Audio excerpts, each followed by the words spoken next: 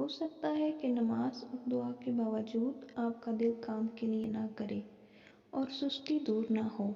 دعا کے بارے میں یاد رکھیں کہ یہ دوا کی طرح ہوتی ہے، ہر روز مخصوص اوقات میں باقاعدگی سے استعمال کرنی ہوتی ہے۔ صرف پہلی خوراک لے کر کبھی دوا سے فرق آیا ہے؟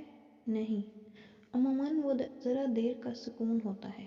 دوا چھوڑ دو تو بیماری واپس آ جاتی ہے۔ سو روز دعا مانگیں، اوقات مخصوص کر کے اہتمام سے مانگیں، یہ بہت اثر کرتی ہے۔ اور تھوڑا سا وقت دیا کریں دعا کو، فوراً سے رزلٹ سامنے نہیں آتے۔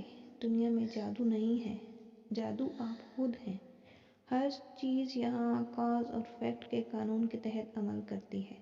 دعا کے ساتھ دوا بھی کرنی پڑتی ہے۔ میں سستی کو دور کرنے اور اپنے کام مکمل کرنے کے لیے یہ 3 دعائیں بہت مانگتی ہوں۔